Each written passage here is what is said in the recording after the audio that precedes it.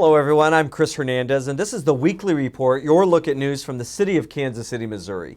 The proposed city budget has been announced and residents are now invited to participate in the annual budget hearings. City council members and staff will present information and then listen to public feedback. The budget hearings will take place on Saturday, February 18th at the Mohart Multipurpose Center, 3200 Wayne Avenue. Then Saturday, February 25th at Woodneath Library, 8900 Flintlock Road. And Saturday, March 4th at the Southeast Community Center, 4201 East 63rd Street.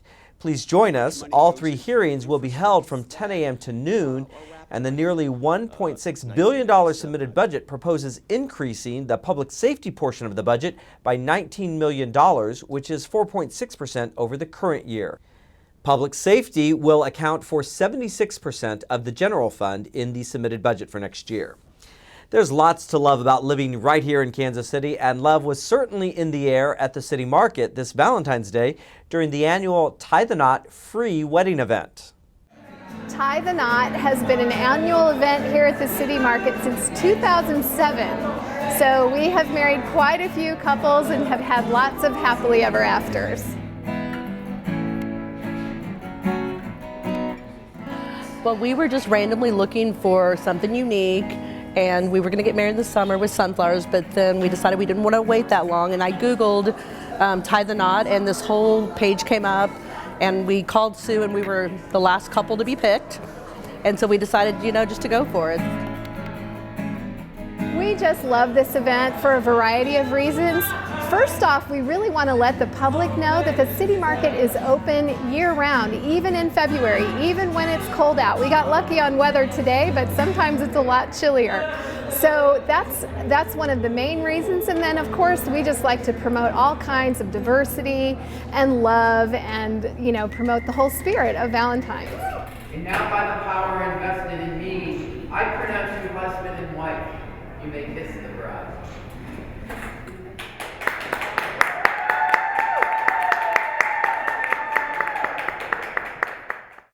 Each Valentine's Day, the City Market hosts this love-filled event for 12 lucky couples, and we wish them all the very best. Of course, every couple also needs a little love nest somewhere, right? So check out this sweetheart of a deal from the Kansas City Land Bank.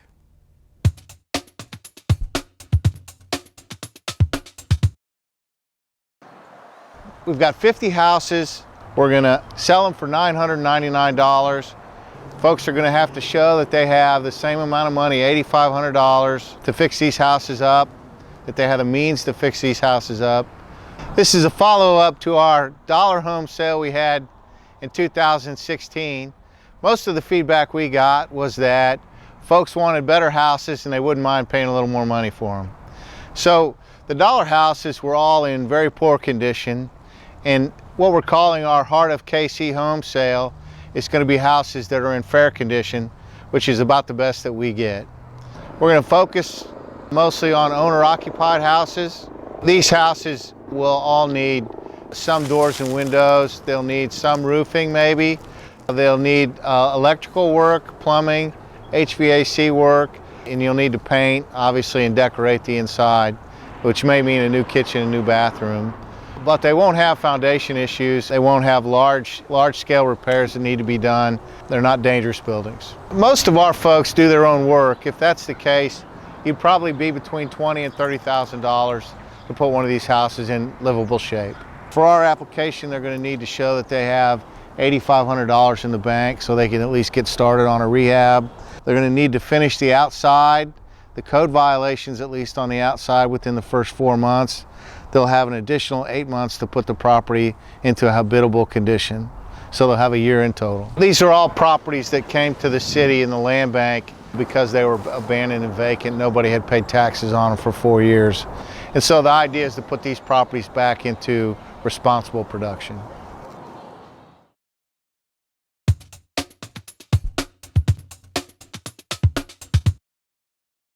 The Northland Symphony Orchestra is celebrating 50 years as a group of community, professional, and student musicians. Since its beginnings, the orchestra has provided free concerts, not just in the Northland, but throughout the city. Today we are at Pine Ridge Presbyterian talking to conductor Jim Murray, who will tell us more about the orchestra, the February 25th performance that will be here that is supported by the Neighborhood Tourist Development Fund, and the current season. Maestro Murray, thank you for having us here at Pine Ridge. It's my pleasure. We're very excited about this season. I think 58 years is an amazing accomplishment for any arts organization, but particularly a nonprofit organization such as ourselves. And this is your 20th season with the orchestra. Correct. As well. This is my 20th season with the orchestra. It's really an honor to work with this group, but we have a lot of fun, and I think we do good work.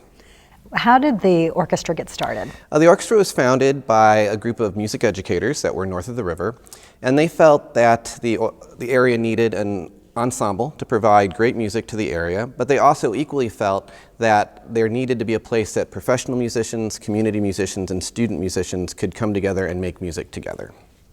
And how many members are in the orchestra currently? We have 65 in the orchestra currently. And 1/3 of that is professional, and then the rest are student and community musicians. Okay, and for your February 25th concert, you have quite a variety of music that will be presented. What went into the selection of those works? Well, part of what went into that selection is actually the space that we're in here today. Obviously, I'm not bringing 65 musicians to this space. When we do concerts in venues other than our home venue, I like to cater the program to the space. So this is our 4th year in this space, and it's just wonderful to play in, and we love to be here. And so last year I featured the string section. So this year we're going to feature the woodwind section. And so this program is actually quite unique. The first piece on the program is Brahms' Serenade No. 2. And what's interesting about that piece is he did not require any violins. So it is viola, cello, bass, and woodwinds. And you don't normally get a chance to do that music, and so this space certainly fit for that. The second half of the program will just be the wind octet, and that's where you will get the variety of Schubert and Cromer, but some Irish music, some ragtime, and I think the variety of that program will be really appealing to the audience. How many people are you anticipating for the February 25th concert here? Well, one of the key elements of the Northland Symphony Orchestra's mission is that all of our performances are free. And we don't want any barrier to stop anyone from coming to experience great live music. So since our concert is free admission, we expect to fill this sanctuary with 300 to 400 people, and it'll be people from all over the metro area. And you have a concert that's coming up in April that is going to be in a totally different venue. Correct. We're celebrating our 50th anniversary all year round, but the highlight of that this season is our concert on April 9th at the Hellsberg Concert Hall at the Kaufman Center for Performing Arts, and that concert will also be free. Wonderful. So you said that free admission is a very important part of who you are. You also, something that's also very important is having a group of musicians that are not just professional but include community and students. Correct. Why is that important to the orchestra? Well, I think that goes to the mission of the educational mindset of this organization. When a student musician plays in our orchestra, they get a chance to sit next to both a professional player and a community player. And if they sit next to the professional player, they get a behind-the-scenes look at what it's like to be a professional musician and what that really means. And if they're thinking about doing that, they get a really great insight into that experience. But just as important is the student musician who sits next to the community member, my accountant or computer engineer or lawyer or teacher or whoever it is. Because as an educator who works with many young students, a lot of times they think they need to give up music. If they're going to go into college and they're not going to pursue it, then it's done. And I think it's really important that they can see that it can still be a viable part of their life. It can be their avocation, even if it doesn't end up being their vocation. And they see that modeled with all of our community players, many of whom are fine, really fine musicians who just happen to have other careers. Well, we're so lucky in Kansas City to have so many fine musicians. It's a great place to be. Yes. And if people want more information about your current season, or if they want to reserve a spot for an upcoming performance, where would they go to find out information? Sure, we do 5 concerts a season. So after the April 9th Hellsberg concert, we have our Summer Pops concert, which will be a tribute to all musical theater. And our website is really the best place, northlandsymphony.org. That has all the up-to-date information on concerts. Obviously, our concerts are free, so you don't have to worry about getting tickets. But I will say for the Hellsberg concert, that will be a ticketed event, even though the tickets are free. We just need to have an idea of how many people are attending. We're also on Facebook, social media, but northlandsymphony.org is the best place to find the information. Well, thank you for the information that you just shared with us today and for having us here, and we look forward to your upcoming performances. It was my pleasure. It was great to talk with you. The Neighborhood Tourist Development Fund supports local nonprofits that bring cultural, social, educational, and recreational activities to our area.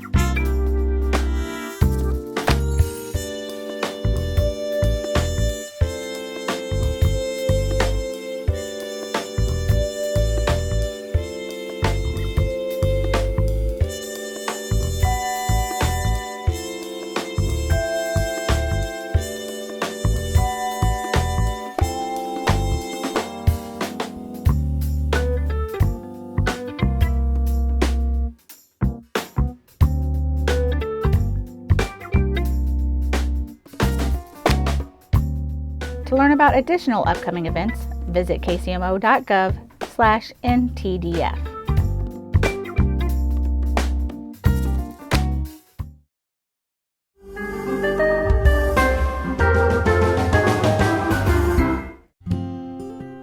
Ever wonder how the city of Kansas City, Missouri puts together its budget each year, or how you can get involved in the process? Before the budgeting process even begins, City Council members collaborate at an annual meeting to re-examine and amend the city's goals and priorities, which are outlined in KCMO's citywide business plan. The city relies upon this 5-year business plan to provide the big picture needed to help guide decisions made each year during the budget process, a process that has 4 steps. First, a number of public meetings called resident work sessions are held throughout the city in mid-September to early October. The city's budget office uses these meetings to not only educate those interested in the budgeting process, but also to give residents an opportunity to tell their elected officials what city services are most important to them. Next, city departments create and submit their own desired budgets to city management and the finance staff. Over the next several weeks, these administrative offices discuss department proposals and make decisions on what to include, keeping in mind the need to maintain a balanced budget, which is a legal requirement set forth in the city's charter. After a balanced budget proposal is created, it is presented to the City Council for review and at the same time made public on the city's website, kcmo.gov, for all to see. Here is another chance for residents like you to get involved, as the city hosts several public hearings where you can share your thoughts on the city's proposed budget. The budget hearings will take place on Saturday, February 18th at the Mohart Multipurpose Center, 3200 Wayne Avenue, Saturday, February 25th at Woodeneath Library, 8900 Flintlock Road, and Saturday, March 4th at Southeast Community Center, 4201 East 63rd Street. All 3 hearings will be held from 10 a.m. to noon. The final step in the budgeting process occurs when the budget gets approved at a City Council meeting and goes into effect on May 1st. This approved budget remains in effect until April 31st of the coming year. The City of KCMO values the input of residents all throughout the annual budget process, as it continues to provide outstanding services to all Kansas Cityans.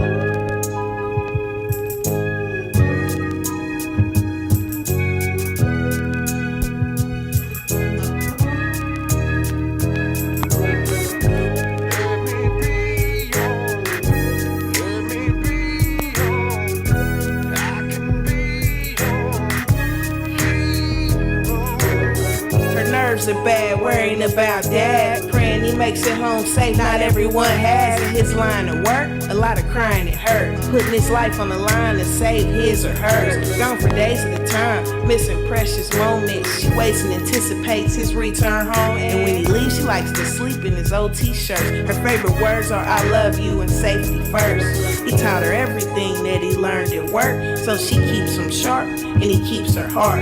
On call on his day off, they call him in. He's like a superhero putting on that cape again. She kinda hates it, man, but she understands the importance of his role in the field he's in. When she gets a little older, she can look back saying it was his calling. She describes her dad as definition of a hero. Call on me, yeah. I'm on my way to help you. Emergency to the rescue.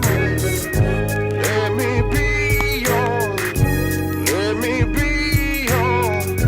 I can be your hero.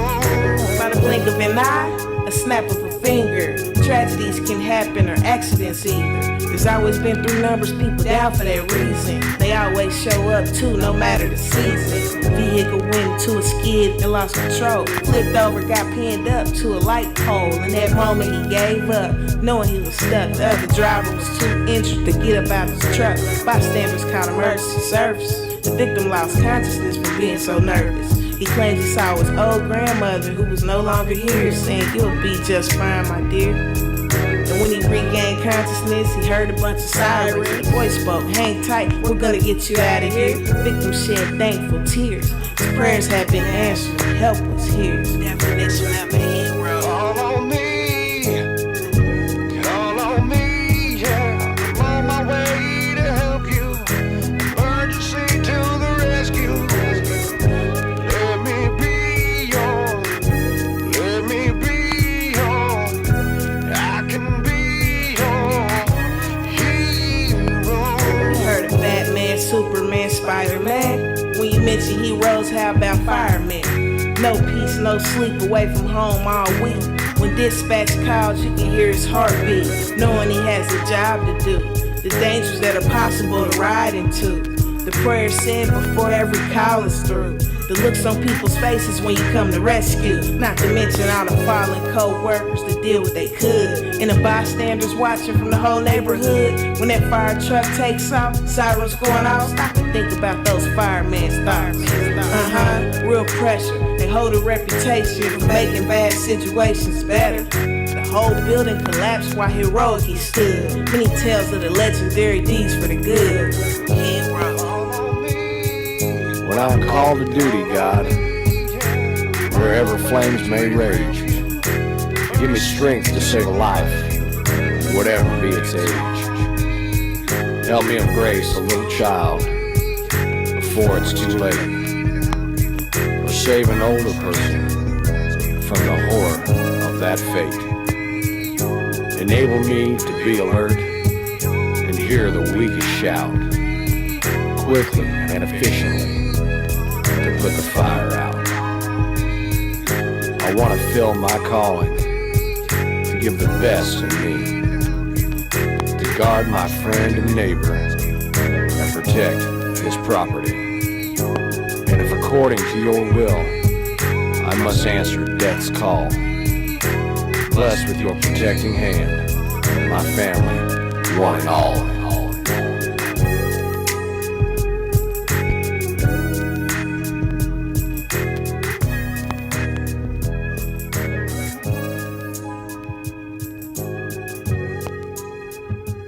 Are you looking for a rewarding career?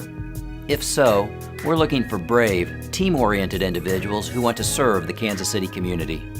If you're ready to join our team, apply today.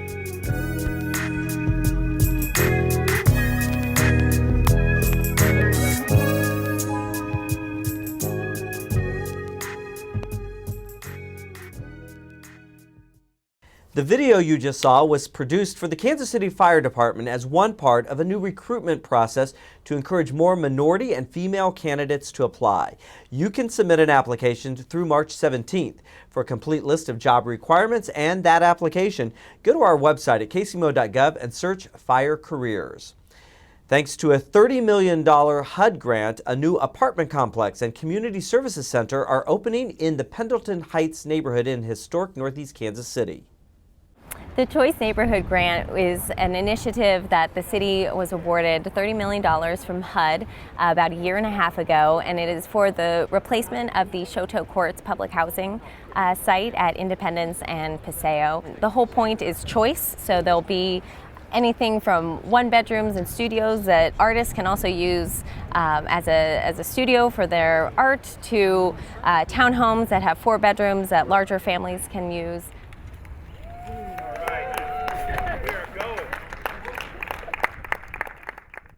In addition to the groundbreaking, the city and its partners officially opened the Northeast Community Center's all-new Community Services Hub. It's housed in a newly renovated building on Independence Avenue.